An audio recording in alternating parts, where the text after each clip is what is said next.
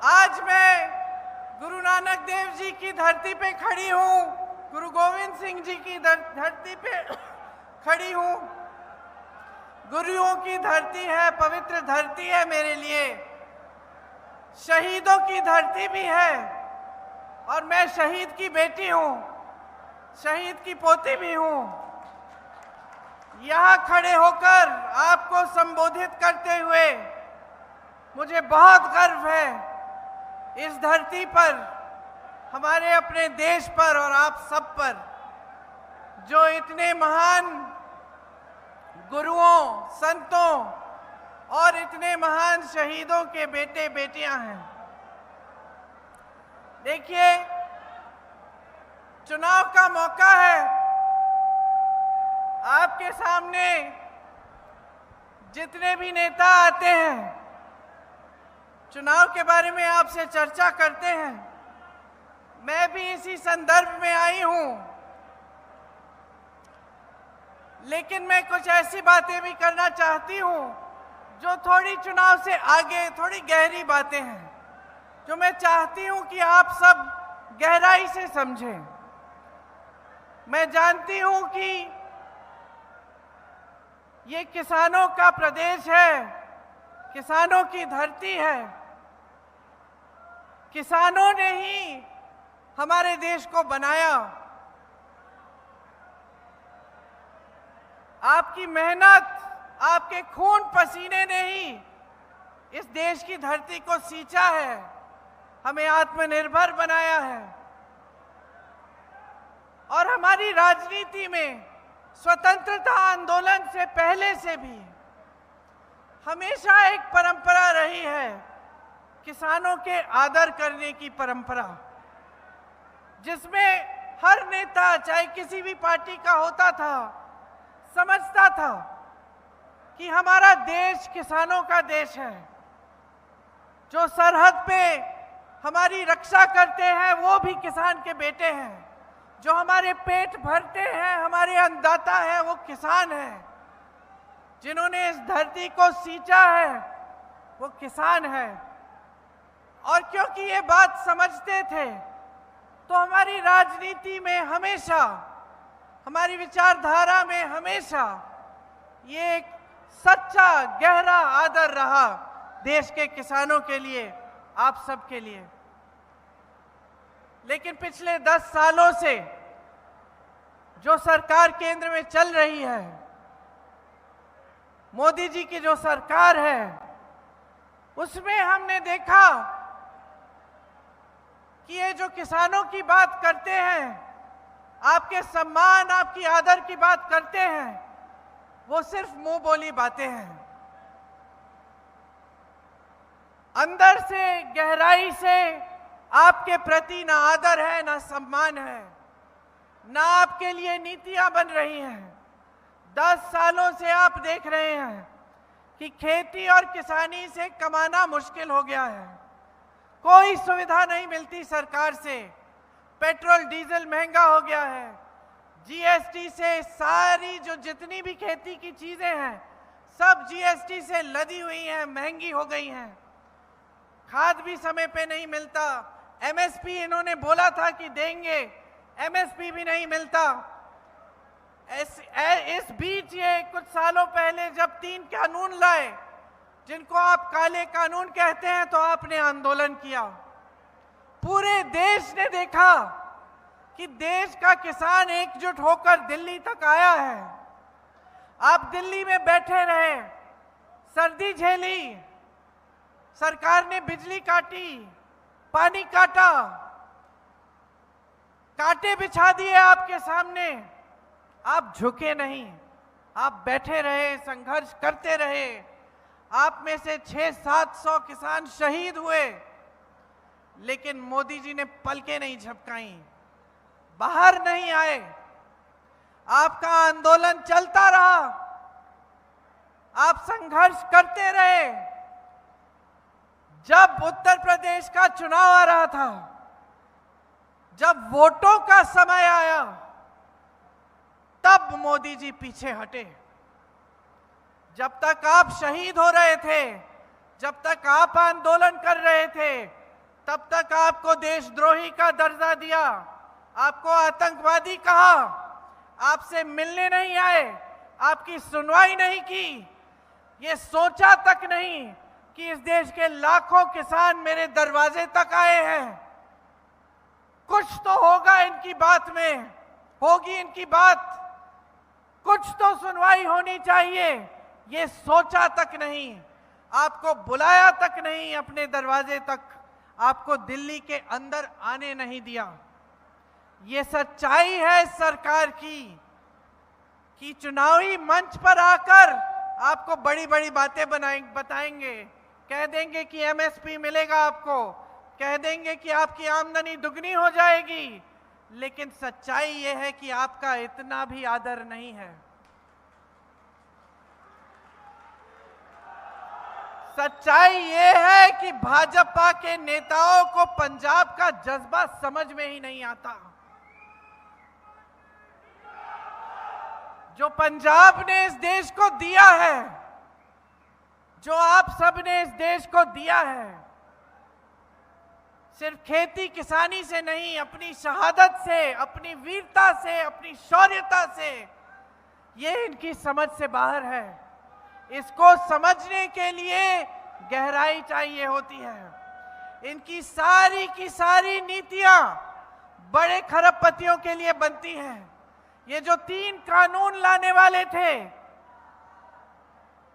ये सिर्फ बड़े बड़े खरबपतियों के लिए लाने वाले थे। हर जगह आप देखें तो सारी नीतियां सिर्फ बड़े बड़े खरबपतियों की मदद के लिए बन रही हैं। आज अगर किसान संकट में है तो इनकी नीतियों की वजह से है। आज अगर महंगाई चरम पे है और सब तरस रहे हैं, मेरी बहनें दुकान जाती हैं, कुछ खरीद नहीं पाती, आपको अपने बच्चों की फीस भरनी पड़ती है, फीस नहीं भर पाते, आपको बच्चों की शिक्षा करानी है, वो मुश्किल हो गया है, बेटी की शादी करनी है, कर्ज लेना पड़ता है। हर तरफ से संकट ही संकट है, संघर्ष ही संघर्ष है। आज 70 करोड़ नौजवान इस देश में बेरोजगार हैं। 70 करोड़ नौजवान बेरोजगार हैं और बेरोजगारी 45 सालों में सबसे ज्यादा आज है। मोदी जी के राज में 30 लाख सरकारी पद खाली पड़े हैं, लेकिन इनको जब देखें तो बड़े बड़े मंचों पे दिखते हैं, बड़ी बड़ी बातें कहते हैं कि अर्थव्यवस्था बहुत मजबूत हो रही है, बहुत तेजी से आगे बढ़ रही है। तो मैं आपसे पूछना चाहती हूं कि अगर अर्थव्यवस्था इतनी तेजी से आगे बढ़ रही है, अगर देश में तरक्की ही तरक्की आ रही है, तो आपके जीवन में तरक्की क्यों नहीं आई है? तो आपके बच्चों को रोजगार क्यों नहीं मिला है? तो महंगाई इतनी क्यों हो गई है कि आप अगले दिन के बारे में सोच नहीं सकते कि किस तरह से आप गुजारा करेंगे? अगर देश इतनी तरक्की कर रहा है तो यहाँ पे मैनचेस्टर जैसी जो स्टील की मैन्युफैक्चरिंग होती थी वो ठप क्यों हो रही है? यहाँ जो चारा बनता था वो आज थम क्यों गया है? यहाँ की जितनी भी इंडस्ट्री है वो आज झुक क्यों रही है? जीएसटी थोप थोप कर उसको कमजोर क्यों किया जा रहा है?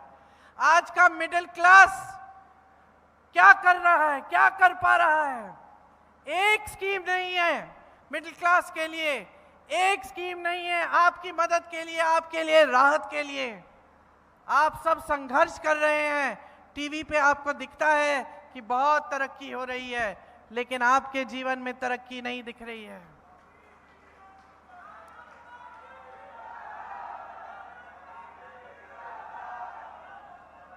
आपने मीडिया की बात की, आपने मीडिया की बात की, आपने खुद देखा कि किसान आंदोलन में मीडिया का रोल क्या रहा।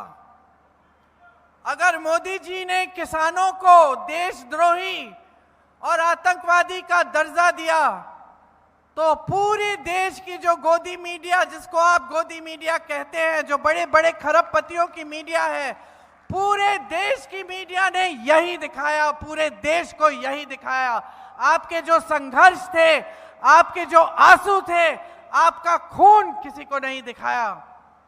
जब उत्तर प्रदेश में 6 किसानों को कुचल डाला एक मंत्री के बेटे ने अपनी जीप के नीचे, तो इसी मीडिया ने ये कहा कि ये जो किसान थे वो उपद्रवी थे, जबकि शांति से आंदोलन कर रहे थे। मैं जब लखीमपुर खीरी गई तो मुझे गिरफ्तार किया, लेकिन उस मंत्री के बेटे को गिरफ्तार नहीं किया। मैं तो परिवार के सदस्यों से मिलने गई थी। उसने तो 6 किसानों को कुचला था अपनी जीप के नीचे। आज भी उसके पिताजी चुनाव लड़ रहे हैं, भाजपा ने टिकट दिया है उत्तर प्रदेश में। यही है आदर आपकी शहादत का। तो आप पूरे देश में देख रहे हैं कि पब्लिक का कोई आदर नहीं है। इन्होंने पब्लिक को इस तरह से निरादर किया है कि चुनावी मंच पर आकर आपकी समस्याओं की बात भी नहीं करते। ये नहीं बताते कि महंगाई को कम करने के लिए क्या कर रहे हैं। ये नहीं बताते कि बेरोजगारी को कम करने के लिए क्या करने जा रहे हैं। ये नहीं बताते कि आज महिलाएं पंजाब में असुरक्षित क्यों हैं। ये नहीं बताते कि ये जो ड्रग्स और नशा का प्रॉब्लम है ये इतना बढ़ क्यों गया है पंजाब में। इन्होंने क्यों कुछ इसको रोकने के लिए कुछ नहीं किया। कोई आपकी बात नहीं कर रहा है। आज जनता की बात सिर्फ कांग्रेस पार्टी कर रही है। सिर्फ कांग्रेस पार्टी आपके सामने आकर कहती है कि हम समझते हैं कि आपके साथ कितना अन्याय हुआ है। सिर्फ कांग्रेस पार्टी में एक नेता है राहुल गांधी, जो कन्याकुमारी से कश्मीर तक पैदल चला 4000 किलोमीटर और मणिपुर से मुंबई तक यात्रा की 4000 और किलोमीटर, सिर्फ आपकी समस्याओं को सुनने के लिए और ये समझने के लिए कि कहां कहां अन्याय हुआ है और इस अन्याय को हम दुरुस्त कैसे कर सकते हैं।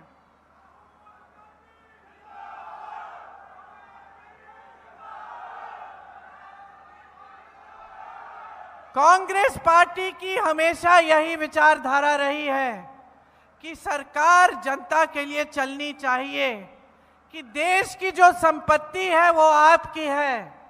आपके लिए ऐसी प्रोग्राम, ऐसी योजनाएं बननी चाहिए जिससे आप इन चीजों का सामना, अपनी समस्याओं का सामना कर पाएं।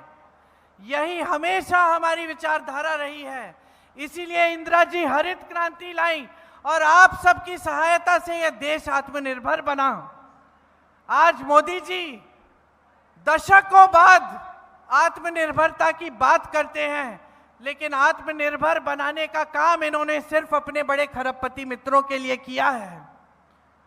16 लाख करोड़ रुपए ये कर्ज अपने बड़े बड़े खरबपति मित्रों के माफ करते हैं, लेकिन जब हम किसानों के कर्ज की बात करते हैं तो ये कहते हैं कि देश में पैसा नहीं है, इसके लिए अर्थव्यवस्था ठप हो जाएगी, ये कहते हैं। कांग्रेस पार्टी ने जहां जहां हमारी प्रदेश की सरकार थी वहां हमने कर्ज माफ करना शुरू किया। हमने छत्तीसगढ़ में किया, हमने राजस्थान में किया, हमने मध्य प्रदेश में किया। जब जब हम आपके लिए राहत लाने की बात करते हैं ये कहते हैं कि हो ही नहीं सकता, अर्थव्यवस्था ठप हो जाएगी। ये कैसी बातें हैं।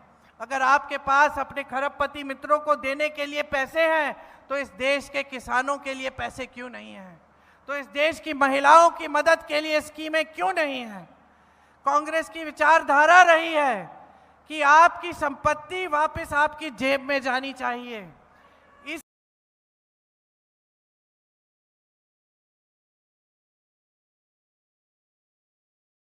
इसीलिए इस चुनाव में भी हम सिर्फ और सिर्फ आपकी बातें कर रहे हैं। हम कुछ गारंटी लाए हैं, उन गारंटी से हम ये तय कर रहे हैं कि जो आपका पैसा है, इस देश का जो पैसा है वो वापस आपके हाथों में जाएगा।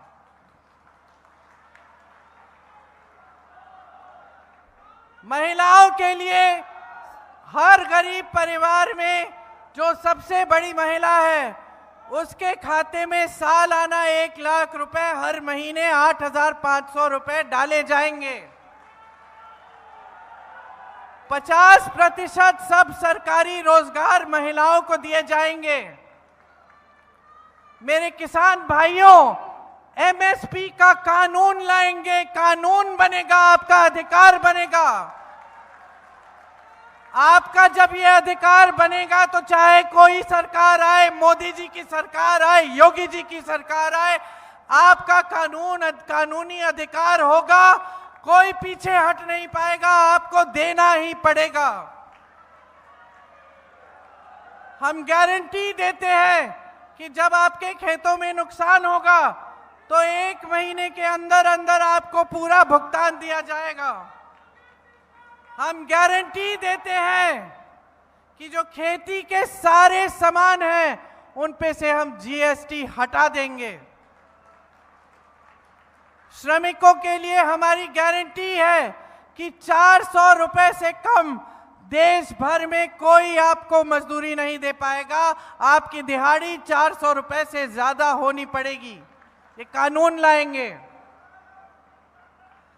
जैसे गांव में मनरेगा लाए थे और मनरेगा को मजबूत बनाने का काम कांग्रेस पार्टी ने किया, जो मोदी जी ने कमजोर कर दिया है, उसी तरह से हम शहरों में भी 100 दिन का रोजगार मनरेगा जैसा लाएंगे। और जो ग्रामीण मनरेगा है हम उसको मजबूत बनाएंगे। हर परिवार के लिए 25 लाख का हम स्वास्थ्य बीमा लाएंगे। राजस्थान में हमने करके दिखाया। राजस्थान में आप हार्ट का ऑपरेशन, ब्रेन की सर्जरी, कैंसर का इलाज कर सकते थे, आपको 1 पैसा नहीं देना पड़ता। जब कांग्रेस की सरकार थी 25 लाख का स्वास्थ्य बीमा हमने लागू किया। अब हम पूरे देश में करना चाहते हैं ताकि जब आपको जरूरत पड़े आपका इलाज मुफ्त में हो पाए। जो महिलाओं की बात की, कर्नाटका और तेलंगाना में महिलाओं को आज भी कांग्रेस की सरकार 2-2 हजार रुपए हर महीने खातों में दे रही है। नौजवानों के लिए हम गारंटी देते हैं कि जो पहली नौकरी है वो आपको एक अप्रेंटिसशिप के तौर पर मिलेगी, ताकि आप अपना हुनर बना पाए, और 1 लाख रुपए आपको सालाना उसके लिए भी मिलेंगे। जो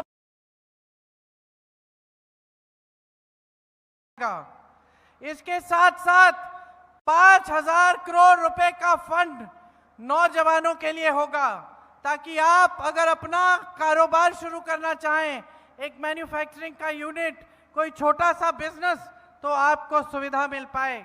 मोदी जी के राज में 30 लाख सरकारी पद खाली पड़े हुए हैं। कांग्रेस पार्टी कह रही है कि सरकार में आते ही ये 30 लाख पद भरे जाएंगे। ये हमारी गारंटी है। और इसके अलावा हर स्तर के लिए हमने अलग अलग स्कीम अपने घोषणा पत्र में लिखी है, जिसको आप जरूर पढ़िएगा और आप जागरूकता से समझिएगा, ताकि आप जानें कि हम क्या क्या योजना बना रहे हैं आपके लिए और किस तरह से हम आपका भविष्य मजबूत बनाना चाहते हैं। आज हमारे देश में जो राजनीति हावी है वो सिर्फ अलगाव फैलाने वाली राजनीति है, वो सिर्फ आपसे फायदा उठाने वाली राजनीति है। सत्ता के लिए कुछ भी कर डालेंगे मोदी जी। और ये बहुत स्पष्ट हो गया था जब किसानों का आंदोलन चला था कि आपके हर संघर्ष को नहीं पहचाना, लेकिन जैसे ही चुनाव आने लगा, चुनाव की घबराहट से वोटों के लिए उन्होंने वो काले कानून हटा दिए। इसी तरह से उनकी सारी की सारी नीतियां, जो भी वो कहते हैं, जितने भी वो झूठ आपके सामने रखते हैं, जितने खोखले वादे करते हैं, जितनी हल्की बातें करते हैं, सब सिर्फ सत्ता लेने के लिए है। किसी भी तरह से सत्ता हासिल करनी है और सत्ता को हाथों में रखना है। चाहे आपकी चुनी हुई सरकारों को धन बल के आधार पर गिरा देना हो। आपने हिमाचल में देखा क्या किया, महाराष्ट्र में देखा, खुलेआम विधायकों को 100-100 करोड़ पकड़ा के चलिए आ जाइए भाजपा में। भ्रष्टाचार की बातें करते हैं। खुलेआम इन्होंने इलेक्टोरल बॉन्ड की स्कीम बनाई, जिसमें ऐसे ऐसे लोगों से चंदा लिया कि आप हैरान हो जाएंगे। गुजरात में एक पुल बना जो गिर गया, सैकड़ों लोग बह गए पानी में, उस कंपनी से चंदा लिया। जिसने हम सबको वैक्सीन लगाया, उस कंपनी से 52 करोड़ चंदा लिया। आज हम सब परेशानी में हैं कि क्या वैक्सीन थी। सारी रिपोर्ट आ रही है कि उस वैक्सीन से लोग अचानक गिर के मर भी गए। उन्होंने चंदा ऐसे लोगों से लिया जिन पे छापे लगाए थे। अपनी एजेंसियां ईडी, सीबीआई, इनकम टैक्स का इस्तेमाल करके छापा मारा, चंदा लिया, छापे बंद हो गए। जो इनकी खिलाफत करता है, जो इनके खिलाफ आवाज उठाता है, आपने यहां देखा आपका जो अजीत अखबार है उसके साथ भी क्या हुआ। तो बहनों और भाइयों, जब इस तरह की सरकार 10 सालों से चलती है जो सिर्फ जनता को नकारने का काम करती है और जनता को गुमराह करके सत्ता लेने का काम करती है, तो जनता को सावधान होने का समय आ गया है। आपको सावधान होना पड़ेगा, आपको समझना पड़ेगा कि केंद्र में क्या हो रहा है और आपके प्रदेश में क्या हो रहा है और किस तरह से आपको हर स्तर पर गुमराह किया जा रहा है।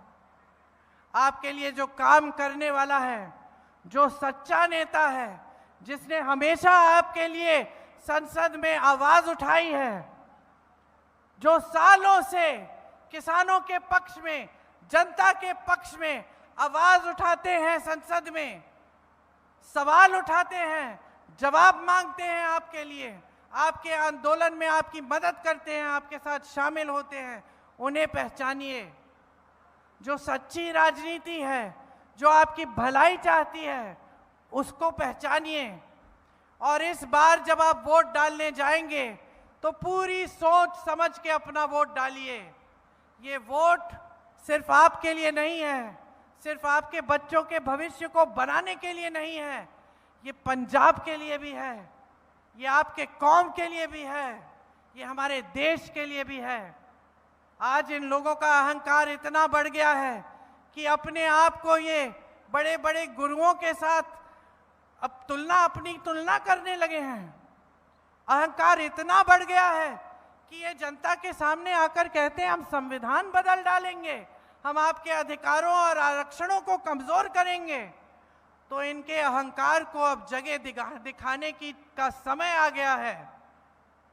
चुनाव के दिन जब आप वोट डालने जाएंगे तो याद रखिए कि आपका जीवन संघर्ष क्या है, कि महंगाई से आप जूझ रहे हैं, कि खेती किसानी से आप कमा नहीं पा रहे हैं, कि कर्ज में इस देश का किसान डूब रहा है, कि इनका कोई भरोसा नहीं है मोदी जी का कि कल कैसे कानून लाएंगे जिससे सिर्फ इनके खरबपति मित्रों का फायदा होगा। आप सोचिए, जो कानून लाने जा रहे थे उनसे आपका कितना नुकसान होता। आपकी जमीन अगर छीनी जाती तो आप मुकदमा भी नहीं लगा पाते। आज हिमाचल के किसानों के साथ देखिए क्या किया है इन्होंने। सेब उगाते थे, देश भर में सेब जाता था, अडानी जी को सारे कोल्ड स्टोरेज पकड़ा दिए। ये काफी नहीं था कि देश के सारे बंदरगाह, सारे हवाई अड्डे, सारी बड़ी बड़ी कंपनियां, सारे कोयले के खदान, पावर, बिजली सब कुछ दे दिया। देश के सारे कोल्ड स्टोरेज भी इनको दे चुके हैं। हिमाचल में सारे कोल्ड स्टोरेज आज इनके हैं। सेब का दाम अडानी जी तय करते हैं, सेब कब बिकेगा अडानी जी तय करते हैं। और ऊपर से मोदी जी की नीतियों ने अमेरिका से जो सेब आता है उस पे टैक्स कम कर दी और हमारे किसानों पर जीएसटी पे जीएसटी लाद दी। आज ग्राहक दुकान जाता है, अमेरिकन सेब सस्ता मिल रहा है, हमारा सेब, हिमाचल का सेब महंगा मिल रहा है। ये परिस्थिति सिर्फ हिमाचल की नहीं है, ये परिस्थिति देश के हर किसान की बना देंगे। इनका भरोसा नहीं कर सकते। आज कानून बदलेंगे, कल संविधान बदलेंगे, परसों आरक्षण बदल डालेंगे। आप सबको सतर्क होना पड़ेगा। ये चुनाव संविधान को, लोकतंत्र को बचाने का चुनाव है। अपने वोट का इस्तेमाल एक हथियार की तरह करिए। वो हथियार जो इस देश की सुरक्षा के लिए उठता है, जो इस देश की रक्षा के लिए उठता है, वही है ये वोट। जब आप वोट डालने जाएंगे तो अमर सिंह जी को भारी से भारी बहुमत से जिताइए, कांग्रेस पार्टी को जिताइए।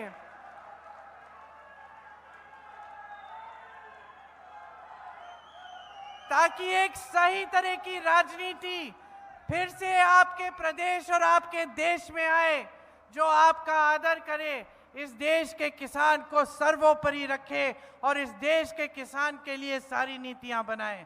धन्यवाद। जय हिंद। बड़ी से बड़ी खबर, क्राइम से लेकर राजनीति तक किस नेता ने 5 साल में क्या काम कराया।